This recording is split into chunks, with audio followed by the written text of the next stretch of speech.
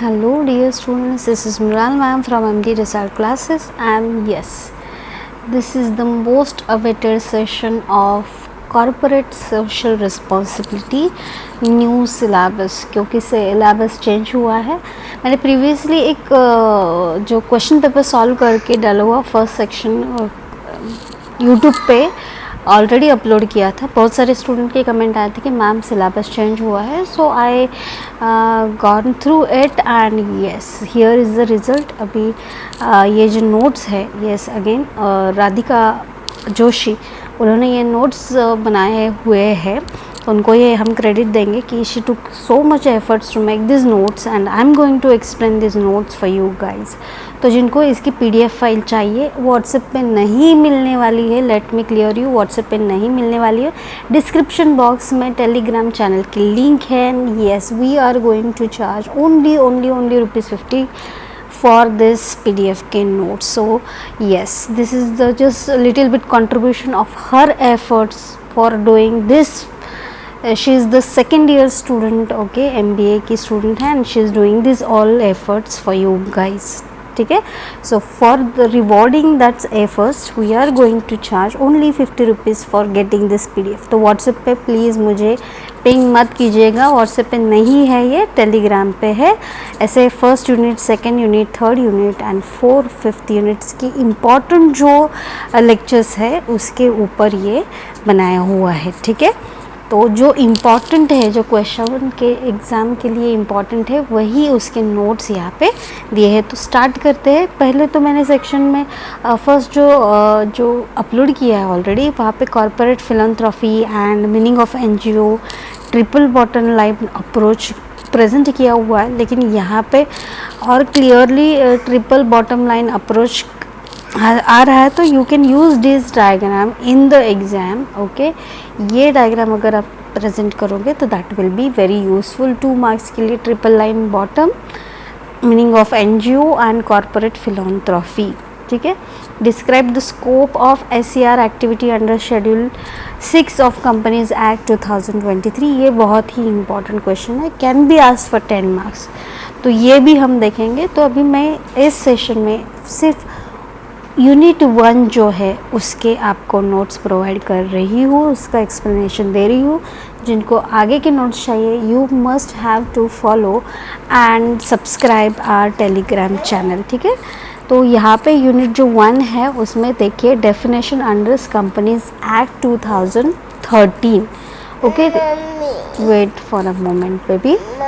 Yes, तो यहाँ पे जो इम्पोर्टेंट डेफिनेशंस है 2013 के एक्ट्स में कंपनीज़ के मेंशन्ड है, तो ये आपको करके जाना है। ठीक है, ये जो डिटेल में यहाँ आपको लेटेस्ट बुक जो है वहाँ पे मिल जाएगा। फाइनेंशियल स्टेटमेंट, की management, personal, promoter, small company and dormant company. इसके सेक्शन वाइज आपको लिखना है एग्ज़ाम में। आप सिर्फ नेम लिख के आओगे कि डेफिनेशन अंडर कंपनी एक्ट कौन कौन से डेफिनेशंस है, सिर्फ फाइनेंशियल स्टेटमेंट, की मैनेजमेंट, लेकिन सेक्शन नहीं लिखोगे तो वहाँ पे मार्क्स कट होने के चांसेस ज़्यादा है। तो you have to write sections also. ठीक है, सेकेंड जो है important provision of companies act 2023। तो उसमें क्या क्या आता है, इम्पॉर्टेंट प्रोविजंस क्या क्या है, कि क्लासिफिकेशन एंड रजिस्ट्रेशन कैसे करना है, रजिस्टर्ड ऑफिस कहाँ कहाँ से कौन से है, रजिस्ट्रेशन ऑफ चार्जेस कौन रहेगा, एनुअल रिटर्न्स कौन फाइल करेंगे, कितने फाइल्स कर सकते हैं, क्या लिमिट है, ऑडिटर्स क्या कैसे वर्कआउट करेंगे, जनरल मीटिंग्स कब होनी चाहिए, कॉस्ट ऑडिटिंग, CSR उसमें है, डायरेक्टर्स कितने हैं, कहाँ पे, कौन से लेवल पे, independent directors, meeting of board of directors and winding up. ये सब इम्पॉर्टेंट प्रोविज़न कंपनीज एक्ट 2013 में है। तो ये डिटेल जाके पढ़ना है। लेकिन अगर 10 मार्क्स के लिए ये क्वेश्चन पूछा जाए तो आपको हर एक पॉइंट को एक्सप्लेन करना है कि classification and registration office and everything you will need to explain in the paper for 10 marks. Okay, next जो क्वेश्चन है क्वेश्चन 3, कॉरपोरेट बोर्ड कमेटी। तो कॉरपोरेट बोर्ड कमिटीज़ में कौन कौन सी कमिटीज़ आती है? तो वहाँ पे ऑडिट कमेटी आती है, नॉमिनेशन कमेटी आती है, रेम्यूनरेशन कमेटी आती है, कंप्लायंस कमेटी आती है and stakeholders relationship committee आती है। तो ये नंबर कॉरपोरेट बोर्ड कमिटीज़ आपको लर्न करके जाना है, ठीक है। देन ऑडिट कमेटी क्या है और वो क्या काम करती है ऑडिट कमेटी, ठीक है। तो उसका कंपोजिशन दिखते हैं कि उस कमेटी में एटलीस्ट 3 मेंबर्स होते हैं। All of them are non executive directors and majority of them are independent. The chair of committee is independent and not the chair of the board, and at least one member should have relevant qualification and experience, ठीक है। क्योंकि auditing and taxation तो mostly CA ही करते हैं, तो उस type का education या उस टाइप का knowledge and experience should have at least एक मेंबर को तो होना ही चाहिए जो ऑडिटिंग कमेटी में है, ठीक है।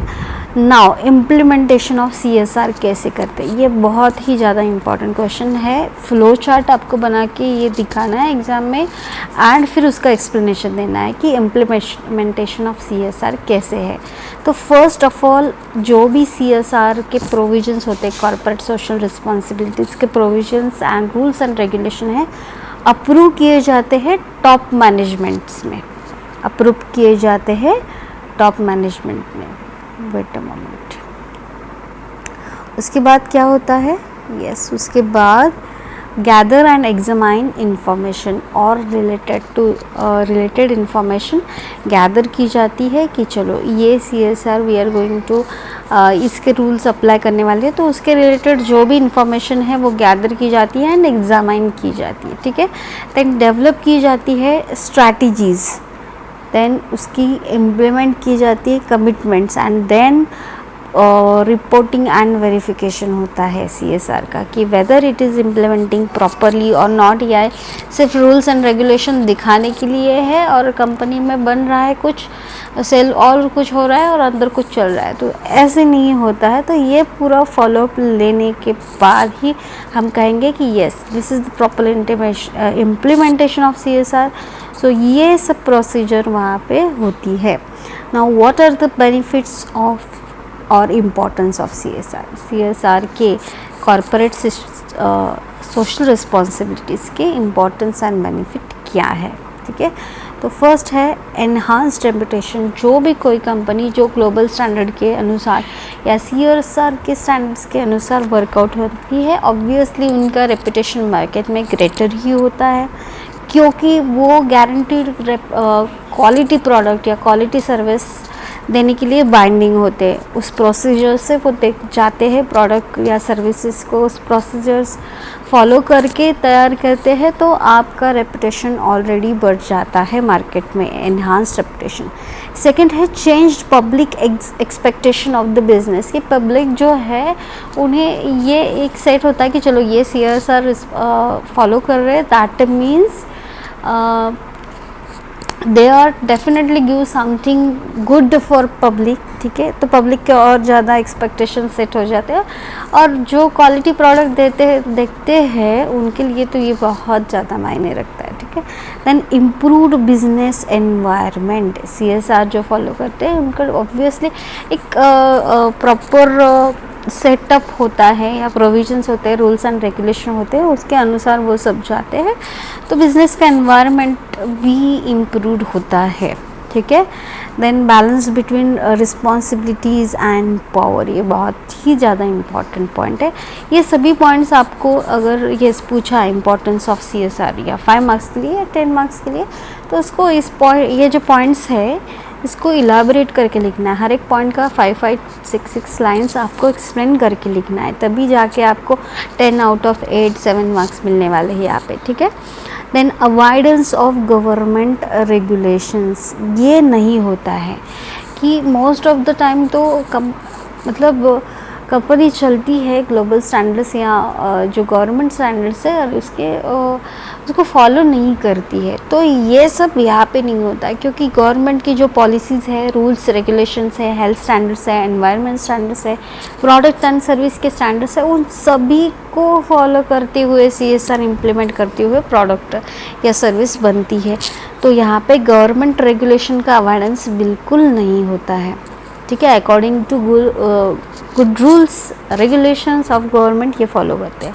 Then businesses have the resources, ठीक है, उसको प्रॉपरली मैनेज या प्रॉपरली एग्जीक्यूट या प्रॉपरली एलोकेशन होता है in the CSR। Give business a chance for what, to grow, to develop, to increase financially, wealth increase करना या रेपुटेशन या गुडविल इंक्रीज़ करने के लिए एक अच्छा चांस मिल जाता है कंपनी के लिए।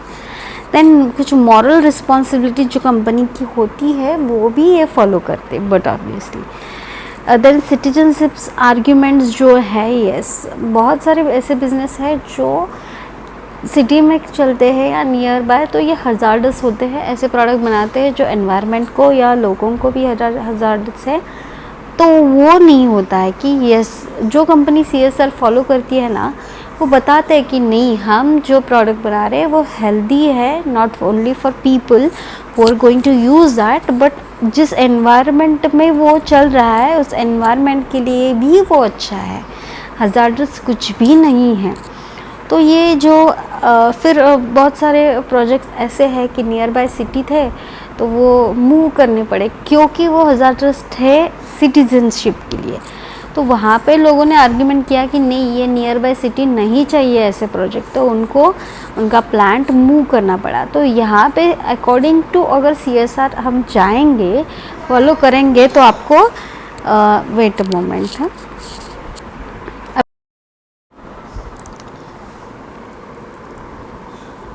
Hello students, sorry for interruption. Okay, तो ये सिटीजनशिप आर्ग्यूमेंट हमने देखा। ड्यूटी ऑफ ग्रैटिट्यूड, यस, हम जिस नेचर में, जिस लोगों के साथ जहाँ पे वर्कआउट कर रहे हैं वहाँ पे हमारा कुछ देना बनता है उनको, सोसाइटी को, लोगों को। ऐसे नहीं कि सिर्फ कंपनी है हमारी और प्रॉफिट मेकिंग है और ऐसी चीज़ें बना रहे जो not good for health, not good for nature और बनाते जा रहे, तो ऐसे नहीं होता।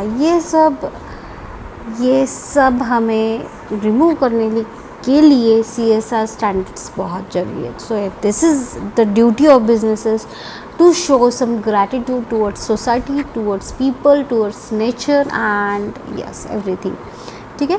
अ stitch in time and save in time and saves 9, ये बहुत ही ज़्यादा एक इडियम इम्पॉर्टेंट फ्रेज़ है कि यस, अगर आपने टाइम में अगर कुछ किया तो आपने सिर्फ आप एट अ टाइम एक को हेल्प किया, एक टाइम पे कुछ सिक्योर कर लिया, तो वो और भी ज़्यादा लोगों को फ्यूचर में बेनिफिट होता है कि सिर्फ आप अपने लिए नहीं सोचते हो और फ्यूचर में, फ्यूचर जनरेशन के बारे में, रिसोर्सेज के बारे में, नेचर के बारे में, लोगों के बारे में सोचते हो, तो ये बहुत ही अच्छा है। So yes, this is all about the importance or benefit of CSR. Now next point is evolution of CSR. उसकी phases है 4 phases, ठीक है। आप डायग्राम बना के भी शो कर सकते हैं। अगेन आई एम रिपीटिंग कि यस, व्हाट्सएप पे नोट्स नहीं मिलने वाले हैं, टेलीग्राम चैनल पे ही इसकी PDF फाइल मिलने वाली है students, please understand. Okay, now evolution of CSR। तो फेज़ 1 क्या थी कि चैरिटी से शुरू हुआ, फिर ग्रोथ इन सोसाइटी हुआ, फिर complying with laws and acts हुआ, फॉर नाउ कैसे हुआ, complying with international norms and standards. Yes, तो ये 4 फेज़ थ्रू CSR का इवोल्यूशन हुआ। इसको इन डिटेल आप लोगों को एक्सप्लेन करना है। चैरिटी से शुरू हुआ और now international norms and standards के अकॉर्डिंगली ये चलता है CSR, ठीक है। नेचर ऑफ CSR क्या है कि ये मल्टी फैसिटेड अप्रोच है, अफर्मेटिव कॉन्सेप्ट है, secure the interest of all stakeholder, positive approach है, incorporated legal commitment with moral commitments also, and is complementary with principle of maximising shareholders profit. So ये nature रहा, ये points आपको explain करके लिखने हैं। एक याद रखिए, CSR का आपको स्कोप, नेचर, बेनिफिट, नीड्स ये तो पता ही होनी चाहिए। इसके ऊपर तो 10 मार्क का क्वेश्चन आएगा ही आएगा, ठीक है, इन डिटेल।